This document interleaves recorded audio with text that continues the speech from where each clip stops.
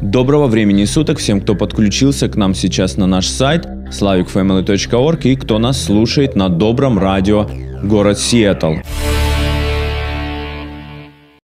Это обзор наиболее значимых событий за неделю в студии Slavic Family Портленде. С вами Денис Корягин. Два здания американского сената были эвакуированы из-за яда, обнаруженного в почтовых письмах. Информация о задержании подозреваемого в бостонском теракте опровергнута. Ответственность за обстрел Эйлата взял на себя Совет маджахедов Шуры.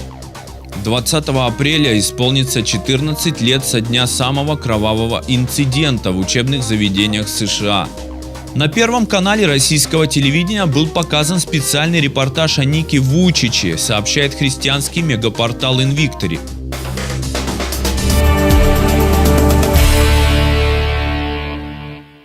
В Техасе на заводе по производству минеральных удобрений произошел мощнейший взрыв. Сейчас ведется расследование, подсчет жертв и ликвидация последствий. По предварительным данным могли погибнуть от 60 до 70 человек и не менее 100 раненых.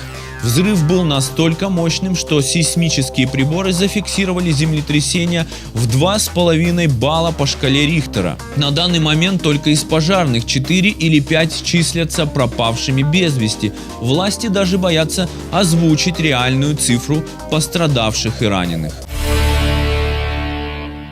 Два здания американского сената были эвакуированы из-за яда, обнаруженного в почтовых письмах. Сотрудники правоохранительных органов США провели частичную эвакуацию двух зданий американского сената в связи с обнаружением писем, начиненных рицином, смертельно опасного вещества, передает Интерфакс. Здания сената были частично эвакуированы с тем, чтобы их проверили оперативники, говорится в сообщении полицейского ведомства.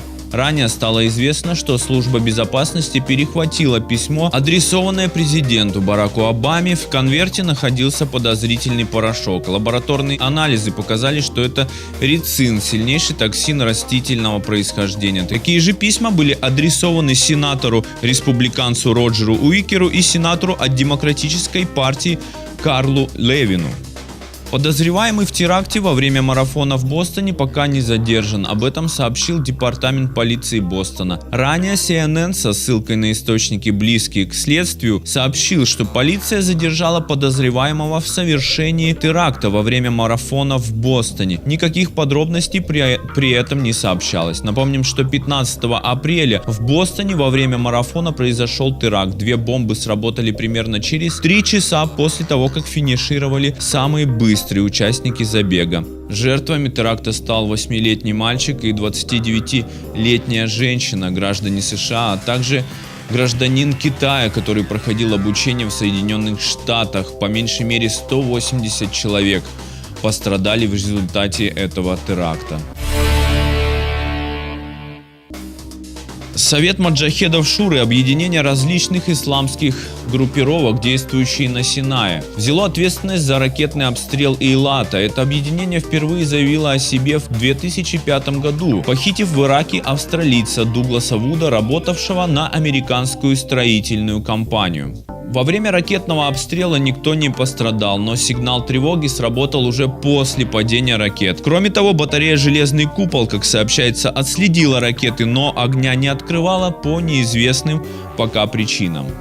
20 апреля исполнится 14 лет со дня самого кровавого инцидента в учебных заведениях США. Весной 20 апреля 1999 года, в последний год 20-го столетия после пасхальных каникул, два друга, ученики Колумбиан High School, 18-летний Эрик Харрис и 17-летний Дилан Глебл, расстреляли из автоматов своих одноклассников и учителя и затем покончили жизнь самоубийством. Когда это случилось, многие гневно вопрошали, где был Бог, почему Он допустил такое бедствие. Но, наверное, немногие знают, что Господь был именно там, среди взрывов и стрельбы, среди криков и молитв. Ведь в числе погибших школьников были и христиане. Одна из них была Рэйчел Скотт. Девочку хладнокровно убили подростки за ее веру, которую она сохранила до конца. После стало известно, что Бог открыл Рэйчел будущее, что она отобразила в своих дневниках и удивительном рисунке, в точности воссоздающем те кровавые события. Говорится в статье Ирины Кархут на сайте mirvam.org.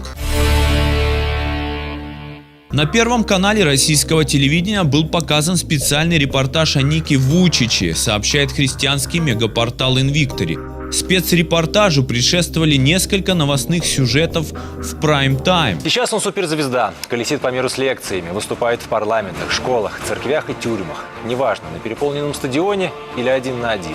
Всем и всегда Ник говорит о главном – ценности каждой человеческой жизни. Счастливая улыбка, задорный взгляд и море энергии, а еще вера в Бога, в себя и в свои безграничные возможности. Таким люди видят Ника Вуйчича, человека, чье имя стало символом надежды для миллионов отчаявшихся во всем мире. А ведь когда-то он не видел смысла жить и даже пытался покончить с собой. Ник Вуйчич известен всему христианскому миру, и теперь его свидетельства смогли увидеть миллионы россиян. Девочка подняла руку и спросила: «Могу я обнять тебя?» Подошла и расплакалась на моем плече. Она сказала: «Спасибо. Никто еще не говорил, что любит меня. Никто еще не говорил мне, что я красива. Ты спас мне жизнь». О, это удивительно. Я не мог себе даже представить, что нет ничего лучше в этом мире, чем помощь кому-то еще. 14 апреля в городе Бивертон, штат Орегон, прошел концерт с участием Татьяны Марцинковской и группы прославления общины Бейт Шалом из Нью-Йорка. Я не понимала, почему так просто все происходит. Я попала в Гнесинское училище 1, 2, 3. Я потом после Гнесинского училища абсолютно, сама не прилагая к этому никаких усилий, попала в Москонцерт, в одной из самых крупнейших, вообще-то, entertainment companies бывшего Советского Союза. И, казалось бы, все было так гладенько и замечательно. И потом институт, где учителем моим был Кобзон. Просто само по себе. Люди мне звонили, говорят: ну-ка немедленно поступай в училище. Я поступила с 5. Потом у своего педагога спрашиваю: а за что же вы меня взяли-то? Я же просто ору.